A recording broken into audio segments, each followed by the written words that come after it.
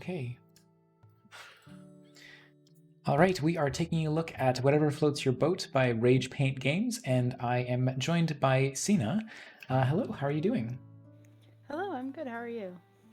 I'm well, thanks. Yeah, I just played through the game the first time, and I think this is really cute. Like, Incoming! we've got a little bit of voice acting. So who's doing the voice of the pirate here? So actually, we bought all of our sound effects, and we bought them before the game jam. Like we just have a large collection because neither Maui nor I know how to do sounds or audio. It's Mhm. something I'm going to eventually explore, but we just sort of have a library that we dig through every time we have a project. So we just luckily had a couple of sound effects we could Need add that fit assistance! really well, I thought. Yeah, absolutely. I wasn't sure if you actually took the time to get a recording of either of you for the well. Yeah, I know some people will just quickly like voice small stabs like that in the game, but I think it's having a sound library.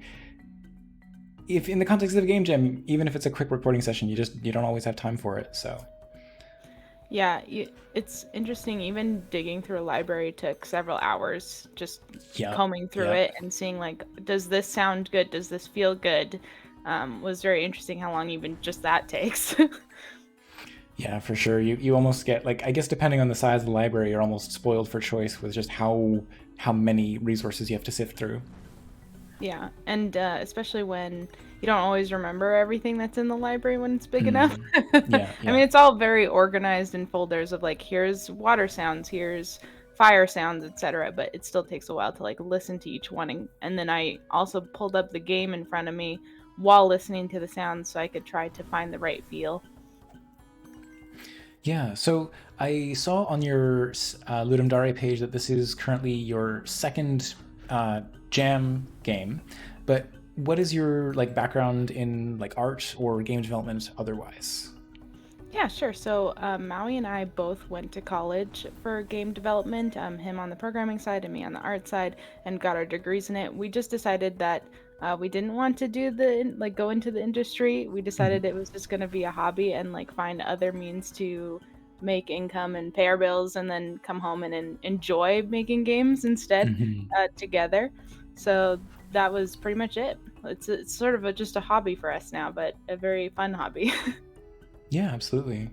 Because I noticed that the illustration, I have to say, like everything about this has a very like it doesn't feel like the average sort of slapped together indie jam project. Like not to slight people who participate in jams, but just there is a very high degree of professionalism to this. So it's when I saw that it was only your second jam project, it's like, ooh, wow. Oh, thank Um, you so much. I I do art guess, like every day. So yeah, yeah, I play a lot of Gartic Phone with my community, which is a drawing game you can draw together on. yes. And I try to fit drawing in every day. Like if I'm not playing Gartic, I'm drawing in some other fashion. So even though I don't do it professionally necessarily, yeah, I have a lot of experience in drawing. Hmm. Yeah, well, it really shows. Yeah, as Thank Shitori you. is saying, it doesn't look like programmer art or coder art, as the Yeah, case often is. I do have a soft spot though for programmer art. It is very special and wonderful in its own way. Yeah, but so I guess if you could you talk a little bit about the inspiration behind this game? Yeah, so funny enough, we actually decided what we were gonna do is since a lot of our Twitch community aren't game developers, we thought it'd be kind of fun to do like a brainstorming session with chat, like a day before Ludum Dare, where we had the final 16 um, things to vote on, themes to vote on. And we Mhm. just went through each one and gave what our idea, like our initial ideas were about the theme, but also took ideas from chat of like, hey, what do you guys think? Like, what do you want to see? What do you want us to make? Like, we were basically trying to challenge them of like, give us something to do and we'll do it. And one of our members, Revitalize, and also actually Bucket of Milk, also helped contribute to the idea of like, what if you had bridges that you built, but you have to like keep maintaining them every 10 seconds, something like falls off of them and you have to put them back together. And we were like, that's a fun idea. And then we took that, but we changed it to like pirate theme because we just like pirates and boats more. So that's where this idea was born from. Nice. Yeah, and then did you sort of intentionally build the game to have like a mobile feel to it? Sort of, yeah. I mean, you never know what out of these game jams might you continue developing and release later. I definitely prefer mobile, like making mobile games myself. So we did try to keep it within that realm of like maybe we could make this into a mobile game later down the road if we liked it or if people liked it enough. We could keep going on it and developing further. By the way, you should definitely die on purpose too. I was thinking about like playing through the game once successfully just to prove I could do it, and then yeah, we can let an intentional death happen here. I know it's very easy, and I think one of the questions you'll probably ask is like, what was our hardest part of this jam? And that was getting that throwing mechanic to feel really good. I don't think my husband would want me to tell you exactly how much time he spent on this particular aspect, but since it's the main mechanic of the game, we knew it was so important to get that right and make you feel accomplished when it finally hit that boat. So yeah, I'm glad you noticed there was a bit of a leeway because that was because of me. I kept Mai kept having me test the game, and I was like, I hate that I can't get these starfish on these hills. Like it's too hard. I need you to give me like just a smidge of leeway on this, because players will appreciate that if you do. And so I asked him, like, is there any way, like, I don't necessarily want to say like a larger hitbox, but just maybe like sort of a magnetizing feature where if you get it just close enough, it'll just pull it to the appropriate spot. Yeah. And then he did. He implemented it, and at first when he put it in, it was like way too big. You could see the starfish jumping from like halfway across the boat to the hole, and I was like, "Well, you did it. You got it in. Now you just have to tone it down a little." Yeah. So, yeah, that I think we spent a lot of time on that. We aimed before the game jam to sort of half of it be dedicated, half of our time be dedicated to creating all the mechanics and setting the game up, and then the other half for polish. So it's why it's a bit easy though to play this game, is because like we finally nailed that throwing feel down close to the end, and then by the time that happened, like, and I played through the game, I went, uh-oh, now it's too easy. And we're like, well, we don't have any time to like add some difficulty levels to this, so we'll just roll with it. When it, if people like it, we can develop further and make harder levels after. But yeah, it's hard to do game balance in 72 hours. For sure, but I think that you ended up with, like, in general with game jams, you have, I think, more people making games that are too difficult than games that are too easy. So I don't think this is a problem, because people are going to have a better time with a game that they can beat, that they can actually finish, than a game that they spend 5 seconds on and then die. And then, like, there were some, I played this jam, there were plenty I played in previous jams where it just like I try to play the game while talking to the developer, and I just be like, hope everyone enjoys watching this 5-second loop of the game, because that's all we're gonna see right now. Yeah. No, I definitely got that myself too while playing through some of them. Is like, oh, I feel bad because I can't get past this point, and I want to see what else you guys made for this, but I can't because I'm just not good enough. I'll have Maui play, is what I would end up doing. But yeah, I get that. So the actual, like, the holes in the ship, are those at predefined positions? Yes, there are 30 possible hole points on the hull, and then it's just randomized on which one ends up popping up. Yeah. And then what's actually governing the sort of spawning of the starfish? Like, because there's a healthy number of them. Like, I don't think you're gonna have too few. Yeah, it's just also a bit randomized as well on like when it'll spawn, like how many it's gonna spawn. I think that's something we could definitely have changed. Like, we could have even had it where it just spawns less the further along in the progress bar you make, so that it becomes harder and harder. And that way, at the beginning, people will have a learning curve of of how to throw the starfish. But then towards the end, they hopefully they've gotten it down by then, because they'll have less starfish to work with. Yeah, I think that totally makes sense. So I I would love to see what the boat looks like with all 30 holes in it. Oh yeah. It's so much fun too at the end screen. Like I enjoy seeing all the starfish Yeah. at the end screen. I think that's just so funny.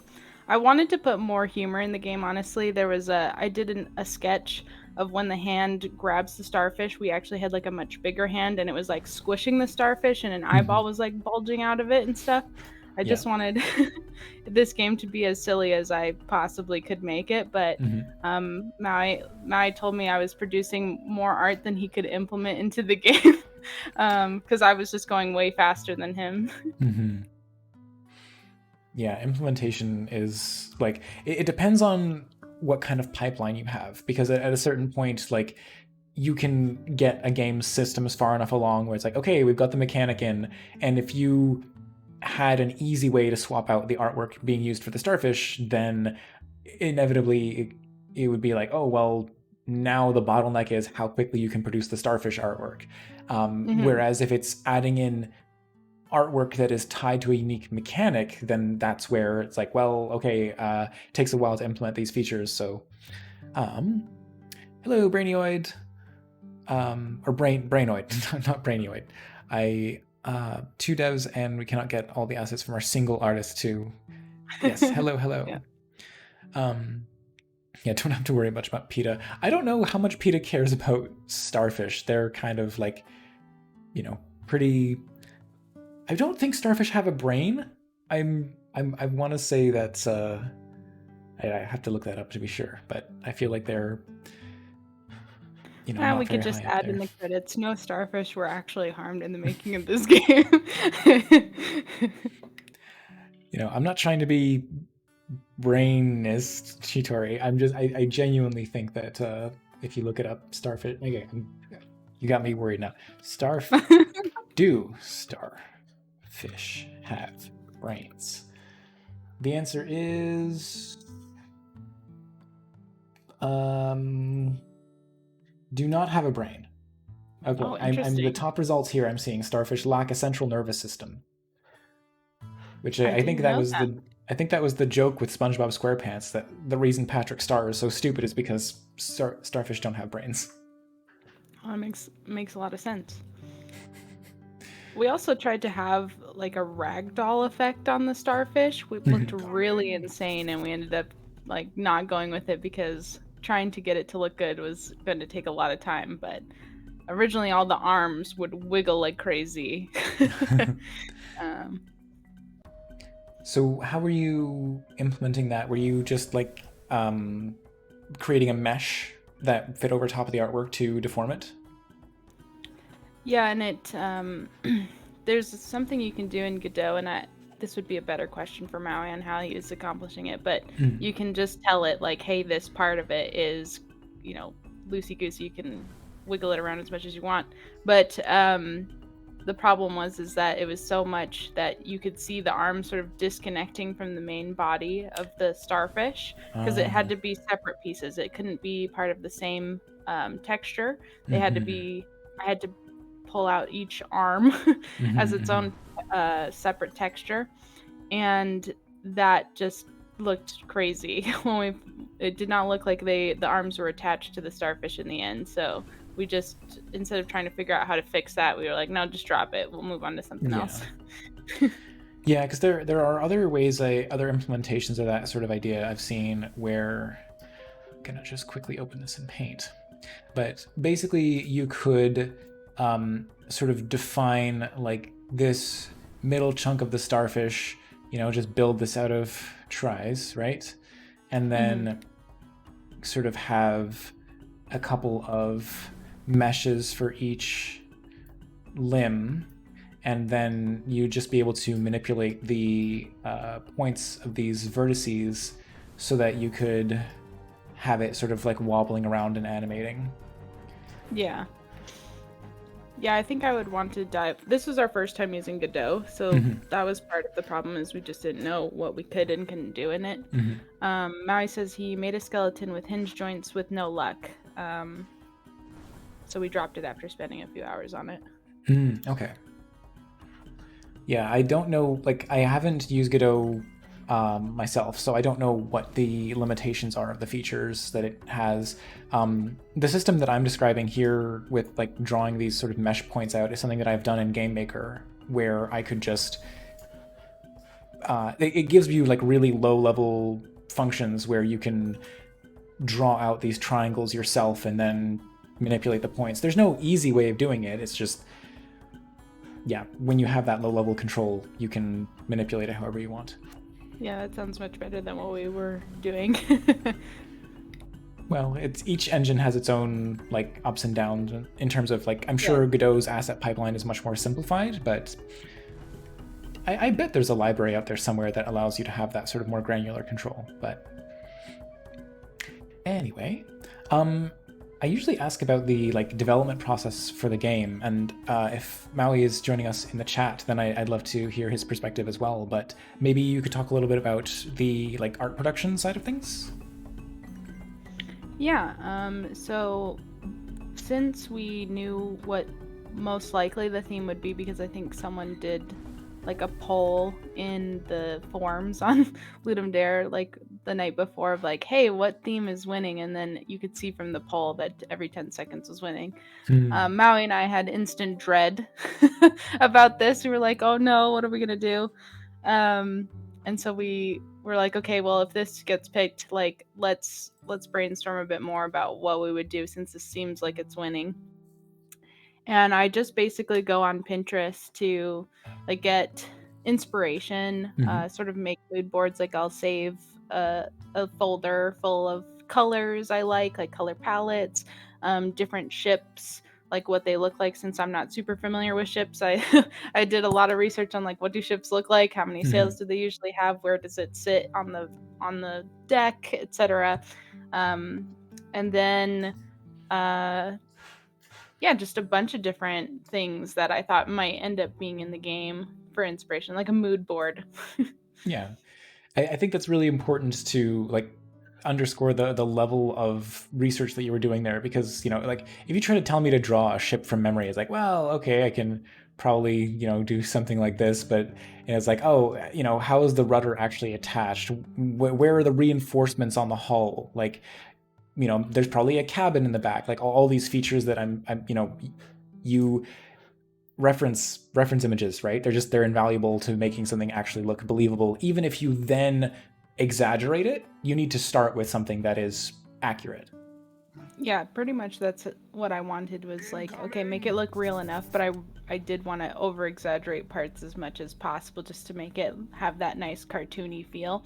In fact, my first drawing of the ship came out way too realistic. Like I finished it and I was like, uh-oh, like this is too serious looking now. I need to like make some of the proportions a little out of control, just so that it looks more cartoony. So you can see it with the cannon. It's like this big cannon attached to the side.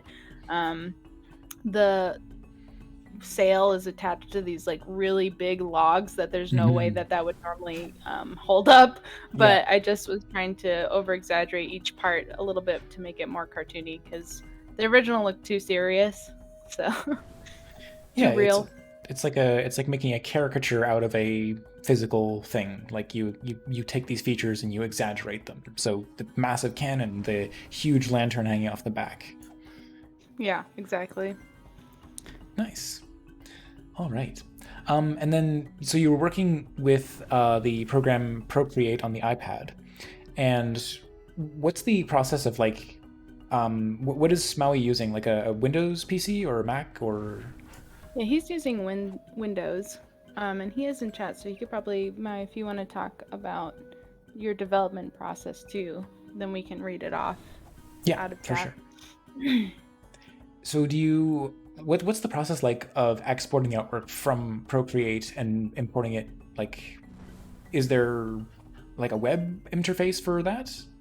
So what was really interesting is I can directly export in Procreate to anything like any other app that's on my iPad. So since my computer died and I couldn't get it to my own computer, I actually was just passing all the assets to Maui through Discord, which you can directly do, like export from Procreate into Discord, like, and I can specify which channel I wanted in. So it was all just in like a private dev channel in our Discord. So he was saving it out of there. Now, normally I would save it to my computer instead, and then put it into. We usually have like a shared folder over our network since we're both, connected to the same internet. I can just have a network set up through LAN to pass the assets over. And depending on the game engine, like some of them allow multiple people to be working on the same project at once and just sort of save over the same file. And they do pretty decent job at that for some of the game engines. But since we were new to Godot, we could not figure out how to get it to do it. It actually was sort of kicking one person out, like when another person was working on it. So we're like, okay, that's not going to work for right now. So instead we just set up the LAN folder, but normally we would try to work in the same project so that maybe I could be doing some things too, like doing the animations or some other implementation while Maui's programming, so we're not losing time. Yeah, okay, so we've got a response from Maui. Would you like to read that off, or shall I? I can. For Maui, they were the only person in Godot, since we couldn't figure out how to get multiple people changing stuff without conflicts. We had a task list on a Trello board to keep us organized. As functionality was added, we would check the project into GitHub so that we always have it working and mostly working backup. Yeah, because last Ludum Dare, Maui accidentally saved over a file that had more progress last time. And so we lost like a huge chunk of work. Man. So we were like, okay, we learned from that experience to have a backup of every different iteration of the game so that if we accidentally oversave on one, then we have a backup. Oof. Yeah, I'm sorry. That's rough. Yeah, I think our last one would have been a lot better because people called out problems with the game where we were like, yeah, we fixed those, but they got overwritten.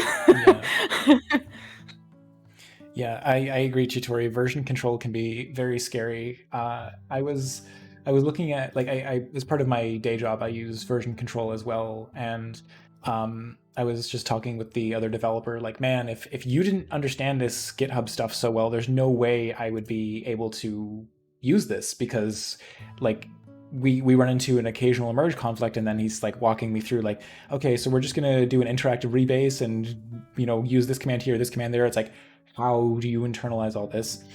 And I was like, wow, I don't know, for all the work we're putting into this, wouldn't it just be easier for us to both be just like pushing changes to master? And he's like, no, we got to do this the right way. And I was like, okay. And then I saw somebody else mentioning spent 15 hours untangling a Git repo that a junior dev had stomped. Can't remember the details, but they had done something really tricky where it was like a partial revert over top a detached head and then reconnected that to the database. And it's like, I don't even know how I'd be able to mess something that up that badly by accident, but it just, version control be scary. Oh my goodness. Yeah. Anyway, I don't think we'll ever make that mistake again. it sounds like a bunch of gibberish what I just said, right? Like, how do you even, what, a detached head? What? Are we talking about game development still? Moral of the story is, when you make a mistake, own up to it instead of making 10 more mistakes on top of it. Oof, yeah. No, it's true. Not having version control, not having some kind of backing up is indeed more scary. Like I wiped my data drive on my computer recently because I was reinstalling Windows and formatted the wrong drive. But thankfully, all of my game files, I had insisted on getting those into like a cloud backup. So I lost like some photos and some music and whatever, but none of the actual like game stuff that is the most important to me. So yeah. Yeah, I mean, as an artist, I know like save and save often. So when that happened, I was like, oh, this is like the programmer version of of that. Yeah. Is like we did not have version control on that. Well, we did, but it was you could only save so many, and so he just accidentally saved over the wrong one. And yeah. Anyway, more of the story is save and save often, guys. Yes, it's as true now as it ever has been. Like that never stopped being good advice. So we already covered the like most difficult program during the jam, inspiration, development process, all that. So how has the reception been to the game so far? Do you have any like plans for future development? I mean, so a lot of the feedback has been it's been too easy, which Mm-hmm. makes sense. Some people really wanted us to put it on Steam because I guess there's not a lot of like kid-friendly games on Mm-hmm. Steam out there. So they were like begging us to put it on there, but I don't know if we will or won't continue moving forward. If we did, I would love to see like some of the things we already talked about was like Mm-hmm. adding seagulls that would puncture holes in the sail as well. Um, and just adding more levels. We had other like sea creatures we wanted to implement to make it funny. Like I thought it would be great to have like a blowfish that when you pick it up, it's not inflated, but it'll inflate once you throw it, and so it Mm-hmm. could cover bigger holes, or have an octopus that could cover multiple holes, things like that. But those were like initial ideas we had when we were whiteboarding the game Yeah. idea out. And so maybe implementing some of those things. I'd love to put the cannon to use. We didn't have any plans for the cannon because it wasn't part of anything. It was just something I over exaggerated to make it cartoony. And now that it's there, I'm like, I really wish it was working. I want Mm. like sea creatures to come, like a sea serpent to come up and do damage to the hull, but you could chase it away before it does damage if you just shoot the cannon or something. So that's what I would love to see if we were to develop it further. But I just don't know if we will is the problem. Yeah, I mean, as is often the case with jam games, like they, I think you end up with a pretty good sense of like whether an idea has legs or not. Um, throw starfish into cannon, 2 light fuse, 3 shrug, step 4 profit. Yes, exactly.